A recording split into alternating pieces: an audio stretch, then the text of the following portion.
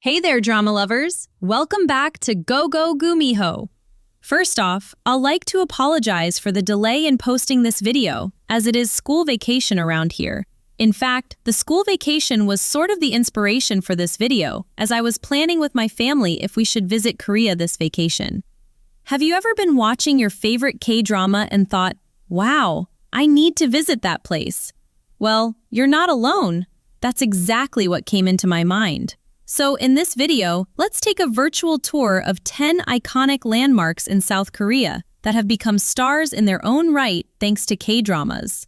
These aren't just beautiful locations, they're places where some of your most memorable drama moments came to life.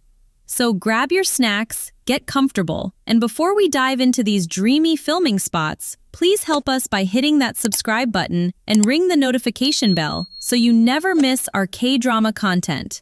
Thank you for all the support. Namsan Seoul Tower, Seoul's romance central. Starting strong with the ultimate symbol of K-drama romance, Namsan Seoul Tower. This iconic landmark sits pretty on Namsan Mountain and offers absolutely breathtaking panoramic views of Seoul, especially at night. But here's what makes it a K-drama legend, the famous Locks of Love tradition. You've seen it in dramas like My Love from the Star, Boys Over Flowers, and more recently, King the Land. In Boys Over Flowers, this is where Gu Junpyo showed his softer side to Jan-D. In My Love from the Star, the restaurant scene here was absolutely swoon-worthy. The tower doesn't just provide a backdrop, it represents commitment, romance, and those beautiful turning points in relationships. Fair warning though, it can get super crowded, especially on weekends, and the cable car lines can be long. But trust me, the views and the romantic vibes are totally worth it. Gyeongbokgung Palace, where history meets drama. Next up is the grandest of Seoul's 5 grand palaces, Gyeongbokgung. This place is an absolute must-visit, and it's been featured in so many historical K-dramas. If you've watched Kingdom, you'll remember those intense zombie thriller scenes within these palace walls. The king, eternal monarch, used it as the royal residence in that parallel universe. And don't even get me started on Moon embracing the sun. The palace was basically a main character with all the royal intrigue happening here. Here's a pro tip. Rent a handbook when you visit, and you'll get free entry. Plus, you'll look absolutely stunning in your photos. The changing of the guard ceremony is spectacular and shouldn't be missed. The palace represents power, tradition, and Korean royal heritage. In K-dramas, it's more than just a backdrop. It's a storytelling device that instantly transports viewers to Korea's royal past. Just be prepared, this place is massive, so wear comfortable shoes because you'll be doing a lot of walking. Deoksugung Stone Wall Road, the path of romance, and breakups? Okay, this one's interesting. Deoksugung Stone Wall Road, or Deoksugung Doldamgil, is this gorgeous 900-meter pathway alongside Deoksugung Palace that's become famous in K-drama romance.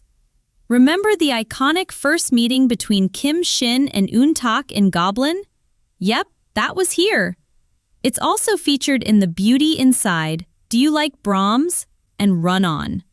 But here's the twist. There's actually a Korean superstition that couples who walk this road together will break up. Some dramas play with this superstition to create tension. Despite this, or maybe because of it, the Stone Wall Road has become synonymous with K-drama romance. The ancient stone walls against the modern Seoul skyline create this magical contrast, and it's absolutely stunning during autumn when the leaves change color. The tree-lined pathway is beautifully lit at night too, creating those dreamy evening scenes you see on screen. It's a peaceful oasis right in downtown Seoul. Jeju Island, nature's drama queen. Flying down to Jeju Island now. This place is gorgeous with its volcanic landscapes and dense forests. Take, for example, the Halasan National Park, home to South Korea's tallest mountain and a UNESCO Biosphere Reserve. Here's something cool. Remember Crash Landing on You, That iconic scene where Yoon Se-ri crash lands and meets Captain Ri Jong-hyuk for the first time, that was filmed here. Since they couldn't film in the actual DMZ, they used Halasan's dense forest to represent the North Korean border. How clever is that? Jeju Island is also the main stage for Our Blues, When Life Gives You Tangerines, Welcome to Samdal-ri, and Extraordinary Attorney Woo. The island serves as a powerful symbol of home, roots, and connection to nature in these stories. Just a heads up, public transportation on Jeju isn't as convenient as Seoul, so renting a car is highly recommended. Oh, and the weather can be super unpredictable, so pack layers. Samtan Art Mine, Jeongseon, Industrial Beauty. This one's a hidden gem that's absolutely fascinating. Samtan Art Mine is a former coal mine that's been transformed into this massive art and culture space in Gangwon-do. If you watched Descendants of the Sun, you saw this place as the fictional country of Urk, especially during those dramatic earthquake rescue scenes. The mine's rugged, industrial look created such a sense of danger and urgency that was perfect for the story. It's also been used in thriller dramas like Phantom, The Guest, Black, and Bad Guys. The dark, labyrinthine corridors and eerie atmosphere make it ideal for suspenseful scenes, supernatural investigations, and anything involving mystery or danger. The transformation from a working mine to an art complex is really thought-provoking, and the industrial landscape is super photogenic. The downside? It's in a pretty remote area in Gangwon-do, so you'll need to plan for significant travel time. But if you love unique, off-the-beaten-path locations, this is so worth it.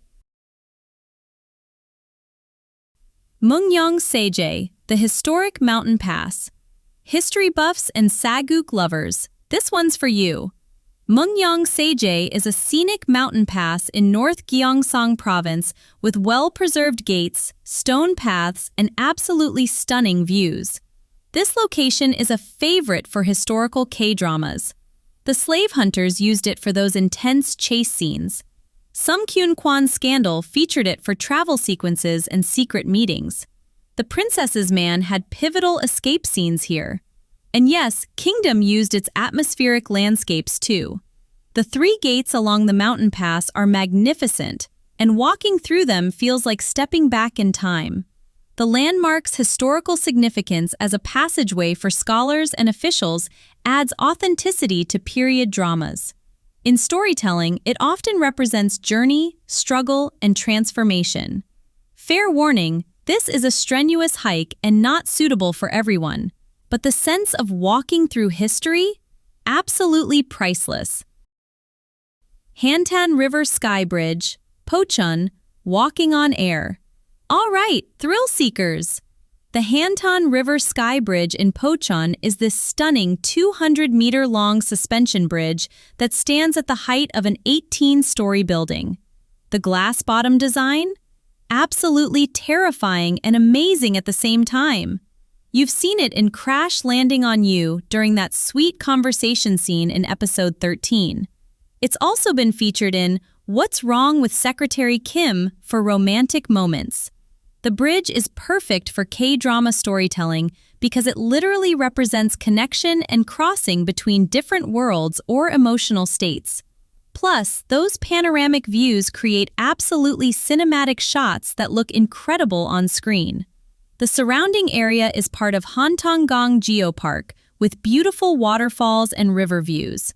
It's a great day trip from Seoul if you love nature and a bit of adventure. Just be warned, it can get very windy and cold up there, and the actual bridge walk is pretty short considering the travel time. But those views? Totally worth it. Gurye County, nature's hidden gem. Moving to South Jeolla Province. Gurye County isn't as famous as Seoul or Jeju, but its natural beauty and traditional charm have made it a memorable backdrop for several K-dramas. Summer Strike featured Gurye's serene landscapes as the perfect escape from city life. Once Upon a Small Town showcased the countryside and local markets beautifully. The Gurye Cherry Blossom Road in spring is considered one of Korea's most stunning natural displays. The tea fields and mountain temples, like Temple Hwaeomsa and Jiresan National Park, are absolutely breathtaking. These dramas use Gurye's authentic rural setting to tell stories about belonging, healing, and finding yourself. The natural beauty underscores themes of resilience and connection to one's roots. The main challenge? It's a rural area where having your own transport is pretty much essential. But if you're looking for authentic Korean countryside experiences away from the tourist crowds, Gurye is an absolute treasure. Pohang City Beach, Sunrise and New Beginnings. Let's head to the coast. Pohang City Beach is famous for the beautiful beaches and is considered one of the best places in Korea to watch the sunrise over the sea. Hometown cha-cha-cha fans, you know this place. Cheongjin Beach served as the heart of the fictional town Gyeongbokgung, where Haejin and Do-shik's romance blossomed. The beach is practically a character itself, representing comfort, healing, and that slow-paced, small-town life we all fell in love with. Pohang City's beach is also featured in When the Camellia Blooms, the healing variety show Sea of Hope, and the earlier film Broker. In these stories, the beach symbolizes healing, new beginnings, and the therapeutic power of the ocean. The fresh seafood here is amazing, definitely a major bonus. Just know that the beach is rocky rather than sandy, so this is more of a destination for the sunrise, the Hand of God sculpture, and the K-drama nostalgia rather than swimming and sunbathing. But honestly, reliving those hometown cha-cha-cha moments makes it totally worthwhile. K-drama themed cafes, where fiction meets reality. Last but definitely not least, let's talk about K-drama themed cafes. These are places where you can literally step into your favorite drama scenes and experience the magic for yourself. I'm talking about real cafes that became iconic through K-dramas and are now must-visit pilgrimage sites for fans. From the first shop of Coffee Prince from 2007 hit drama Coffee Prince that is still operating in Hongdae to the Helsinki Espresso Bar featured in multiple K-dramas, including What's Wrong with Secretary Kim and Sasamgaduk Cafe, which means filled with thoughts, is perfect because it's the kind of place where characters have those deep, meaningful conversations that we love in K-dramas. These cafes are more than just settings. They represent safe spaces, turning points, and places where authentic connections happen. The best part? Unlike some remote filming locations, most of these cafes are easily accessible in Seoul, so you can actually grab a coffee, soak in the K-drama vibes, and maybe recreate your favorite scenes. Just be prepared, they can get pretty busy with other fans doing the exact same thing.